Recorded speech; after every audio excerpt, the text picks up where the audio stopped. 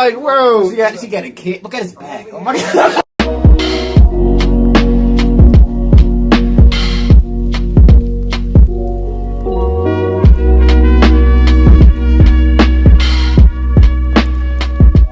What's up, y'all? Welcome back to another reaction. This is how Russia might win World War III. Peter Vincent Pry, Part 2. This is a Canadian prepper. I actually just started watching this dude, you know what I mean? He got to talk about a lot of stuff that's going on around the world, especially between Russia and Ukraine, and how that's ultimately could lead to World War III and pretty much the end of modern civilization. So, you know, he's teaching you guys how to prep and how to be prepared and what insight and information is important in order to survive, you know what I'm saying? That's why I think it's important to include it on the channel, you know what I'm saying? I'm gonna keep reacting to videos like this. Make sure you hit that like button so YouTube algorithm know to share it and recommend this video. You know they're like shady. If you like to talk about the real stuff on this channel, I don't like to hide. I like to share most of my thoughts with people, you know what I'm saying? So I'm gonna be real open here. I wanna discuss these things. I mean, this is very important. I mean, because necessarily people tend to think that the United States will ultimately win a nuclear war. But you gotta understand that we're not at the same readiness like we were back in the 90s and 80s when the Soviet Union was around. I mean, there's threat levels. I mean, there's China and Russia right now, but it's not as if they're like, they have these tactical nuclear weapons that are ready on the fly. I mean, they have those tactical nuclear weapons placed in Europe right now that can be used, but they have to go through a bunch of legal jargon, you know, political delegates in the countries and stuff like that. They got to go to the actual country and be like, oh, okay, we'll shoot these, because we're not going to use actual U.S. military equipment to rocket off these weapons. So it's the same. It's crazy to think that all this can come crashing down because they want to use these bombs that can absolutely decimate everything. But we're going to see what happens. Make sure that like button, subscribe, and share it to the road to 10K subscribers. We'll hop right into the video. The only part of the Russian strategic forces that's highly visible for us is their bomber force. You know, the bombers, just because of the nature of bombers, they've got to be fueled up, they have to have pilots, you've got to upload the nuclear weapons. That's a very highly visible thing. But they have practiced and have exercised not mobilizing the bomber force so that we would see, oh, the bomber force isn't mobilized. That's a clue that they're not getting ready for a surprise attack. And they would hope that we would misinterpret, you know, the non-mobilization of bombers so that we would not raise our posture. And in effect, that's exactly where we are today. This so far has sounded like a theoretical discussion, but a couple of Sundays ago, on February 27th, the dictator of Russia, Vladimir Putin, declared a special combat alert for his strategic nuclear forces. And he went down in one of the hundreds of deep underground command and control shelters. These are huge underground facilities, buried under hundreds of meters of solid granite that can accommodate, each one of them can accommodate like 30,000 Russian military and political elites. They're impervious to nuclear attack by us. It's one of the evidences that they believe we can fight and win a nuclear war, because their elites at least can survive it. But they also have massive civil defense capabilities for their civilian population too. For example, all the subways, the huge subway system in Moscow has nuclear blast doors on it. None of our subways have something like that, so that you can get the population of Moscow down into the subways, close the doors, and they would have a much better chance of surviving a nuclear attack than we would if something like that were to happen. But the last thing any adversary, whether it's the Russians or the United States, is going to attack is the cities anyway. You know, because the object of a nuclear war, if you want to win it, is to disarm your adversary, to destroy his bombers, his ICBMs, his submarines in port. That's what their first strike plan would be about. And then you can hold the cities hostage and say, surrender now, or we're going to start taking out your cities one by one. That's been the Russian plan. They have never agreed with the idea of mutual assured destruction. They have encouraged us to believe in mutual assured destruction so that we will not copy their plan, a war-winning plan. They want us to just focus on nuclear deterrence. And let us hope that it is not too late, okay? Because the Biden administration has been unwilling to admit that Russia has really gone to an increased readiness level with its nuclear forces. And I think that's being done for political reasons. They don't want to compound their humiliation in Afghanistan with an even worse humiliation and have to explain to the American people, You know, why has Ukraine policy, what's so important about Ukraine to the West that we are willing to go to the verge of a nuclear war with Russia about it? And I'm not just blaming Biden here. You know, the chicken hawks of the Republican Party are all for jumping into Ukraine and getting us involved in a war in Ukraine. And that's because they're being encouraged, you know, by almost all of our information about what's happening on the ground in Ukraine is coming from the Ukrainian government, which wants us to jump in and get involved in the war and help the Ukrainians win. And it's also coming from the Biden administration, because the Biden administration President Biden doesn't want the conversation to be about his throwing away of 50 years of American credibility. You know, our security guarantees to our lives are all based on our credibility, and that credibility is a precious thing. But he put it all on the line in Ukraine by drawing a line in the sand and saying, Russia, don't cross that line. Yeah, I mean, we kind of neglected a lot of our nuclear capabilities. I mean, not necessarily our delivery systems, but this the overall like military tactic and like the military strategy of how these weapons are used. Like, we just see them simply as a deterrent. Like, nothing will happen simply just because we have these weapons. I mean, for the most part, yes, but from Russia, they see it as if these weapons are used, we can still survive and keep fighting. But for us, it's if these weapons are used, we are absolutely destroyed and that's it.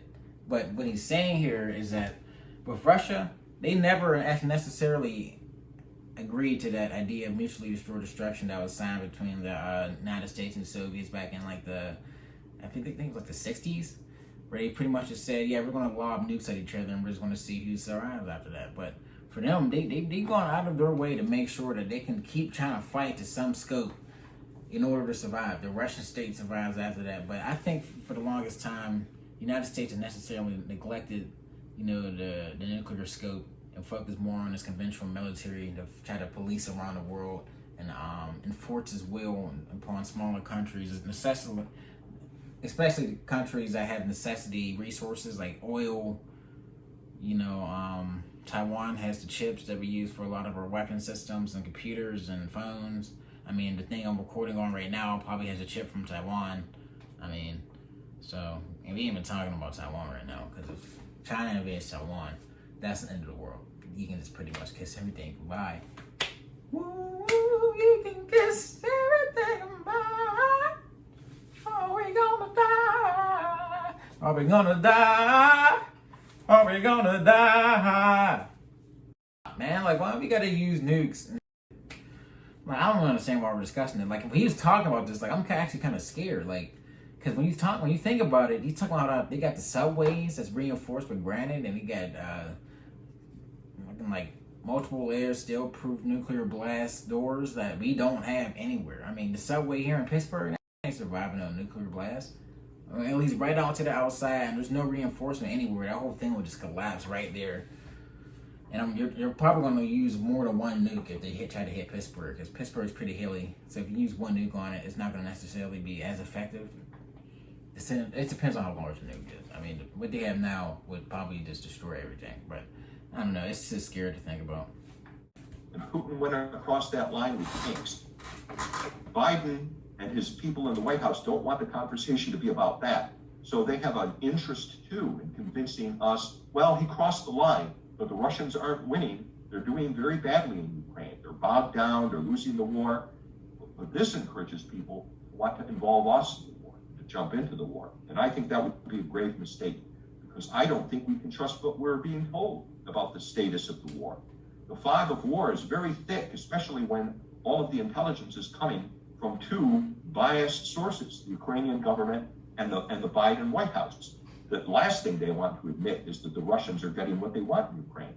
We are probably making a very serious error in assuming that the Russians are losing. It could be that what we're hearing every night on television is true. Maybe that's true. But I would remind you that it was less than a year ago that in Afghanistan, we thought it was true that we could withdraw from Afghanistan and have an Afghan government that was sympathetic to the West, and that they would not immediately fall, and that we basically wouldn't have to withdraw in a humiliating defeat at the hands of the Taliban. Our Department of Defense and our Joint Chiefs, led by, the chairman of the Joint Chiefs, this was our most important thing. The credibility of the Biden administration depended upon it, but they couldn't even defeat the Taliban. In the end, we did suffer a humiliating defeat by them. We should be mindful before we get involved in a war over Ukraine to remember that our nuclear deterrent is not modern the way Russia's is. That it's 30 years old. All the delivery systems were built under the Reagan administration. Jesus. The nuclear weapons themselves are more than 30 years old. They've not been tested in 30 years. We've I been thought they made like patching new them up, missiles. hoping that they'll work. A lot of our own nuclear weapons scientists who designed those weapons have been warning that you can't monkey around with a nuclear weapon design like that and have high confidence that it's going to work. Not only has Russia got modern delivery systems and modern nuclear weapons, it has super weapons that have no counterpart in the U.S. nuclear arsenal. Weapons designed to make what are called super EMP attacks. This is an electromagnetic field that could theoretically win a nuclear war with a single blow by frying the electronics in our forces as well as in our civilian society. Jesus Christ. Weapons that just generate X-rays so that their anti-missile systems will work. And by the way, that's another sign of the Russian belief that they can fight and win a nuclear war. They've got 10,000 anti-ballistic and anti-aircraft missiles, 10,000 of them. And they are dual capable. They can carry conventional or nuclear weapons. We have fewer than 100 anti-missile systems in our national missile defense, and they're not even capable of, we have grave questions of how effective they would be against the North Korean missile threat, because the North Korean missiles are based on Chinese and Russian technology, which is a lot more advanced than what we thought the North Koreans would end up with. The Russians also have a unilateral advantage in biological and chemical weapons because they've cheated on both of those treaties, just as they've cheated on the Tactical Nuclear Weapons Treaty, the Presidential Nuclear Initiative, and they have at least a 10-to-1 advantage in tactical nuclear weapons. I'm going to propose to you, and I'm not saying this is the ground truth in Ukraine, but I'm going to propose to you an alternative reality, something you're not going to hear from anybody else, I'm pretty sure, that is not, there's a different way of interpreting the facts on the ground in Ukraine. And it's the Austerlitz scenario. We're all convinced, and guys like Senator Graham want us to jump in and get involved in the war because the Ukrainians are telling us that they're killing Russians at the rate of 10-to-1. Yeah, Ukraine and really the Russians, are on the verge of defeat. And if we only come in and help them, that we can quickly defeat the Russians. That's what everybody thinks with 100% certainty is the truth on the ground. And I say the fog of war is so thick and the circumstances such that we can't trust that. Maybe it's true, but I don't know it's true. This could be an alternative. Maybe this is all being done deliberately by the Russians, and they want us to think that they're bogged down, and they want us to think that they're losing the battle because they want us to jump into the Ukrainian war and crush us with that 10-to-1 advantage in tactical nuclear weapons, the advantage in biological and chemical weapons, their advantage in cyber weapons, and just crush us and permanently solve the problem of NATO and the United States. It might be more about taking over Ukraine. It might be more than taking over Ukraine in terms of the Russian objective. Maybe what they want to do is just change the world order by becoming the top dog in that world order. How is the Battle of Austerlitz relevant to this? Well, the Russian general staff are great students of military history. Austerlitz was Napoleon's greatest victory in 1805. And they make particular study of that one because the victory was over Russia itself. The combined armies, the greatest powers of Europe, of the mainland Europe were involved in that battle. Russia, Austria, and Prussia were all allied together on one side against Napoleon, against the French army. And Napoleon, where it was fought, it was closer to Russia. So he was, Napoleon wanted to create the impression that he was going to lose this battle. He sent intelligence to the Russians and Austrians that he was overextended, that he had supply problems, that he didn't have enough men. He deliberately occupied the worst part of the battlefield. He had troops defect to the Russians and Austrians to tell them, we're beaten. We're not going to lose this war. He actually had whole regiments of French troops retreat from the Russians. All of this was to lure them into attacking and have battle there on what had been Napoleon's chosen ground, so that he could then unleash a number of corps that he could see concealed from view, and he crushed the combined forces of Russia, Prussia and Austria, and it gave Napoleon dominance over Europe for the next decade. So these crowned heads of Europe, while he didn't take over their countries, they were basically bootlickers to Napoleon and had to do whatever he said until Napoleon made the fatal decision to invade Russia and stay too long. But it could be, I submit, and I'm not saying that this is the scenario that's happening. It could be that Russians are bogged down and they're losing. But I don't think. I think we have to be more imaginative and think about, well, what are other scenarios that may be possible? Yeah, man, it's definitely up in the air right now. Like you said, that fog of war. I mean, the news sources that we're getting right now, they're talking about how every city taken by the Russians is a key city, a small village in the hint of an enclave has been encircled and taken, a key city. It's like, I guess, but yeah, we are dumping a lot of our resources in the Ukraine. $100 billion, not $100 billion. Is it $100 billion? I think it was $100 billion. I don't know. It was $1 billion something. I mean, we're sending our tanks over there, a lot of which have been destroyed. Yeah, I mean, so they are facing the brunt of it. I mean, they pretty much have no air force. I don't think they have an air force at all. Russia has complete air dominance. There's a no-fly zone now, actually, over Ukraine, which is kind of scary. So, yeah. You're going to see, man. Just make sure you're paying attention. Pay attention to all the sources, all the news out there, because you want to be on top of things if stuff happens. Because you want to be able to reach a place where you can be safe or something like that. I mean, I don't necessarily know if you want to survive in a nuclear war. I don't think I want to. I mean, I could be a savage in any other scenario, like a zombie apocalypse. I'll go crazy on you niggas. But a nuclear war, I'm not hellfire. Nigga, my family's gone. Everything's down. I mean, it's just a different kind of way for the world to end. And I don't think I want to be a part of that. So, I don't know. You have 15 minutes. You have 15 minutes. You know, that loud-ass government ringing noise they're going to send? Then they're going to talk about you got 15 minutes before the bomb hits. But, yeah, it's crazy. But, hey, if you enjoyed the video, make sure to like button, subscribe, and share, man. It's the road to 10K subscribers. Want to see you next time. That would be peace. Da,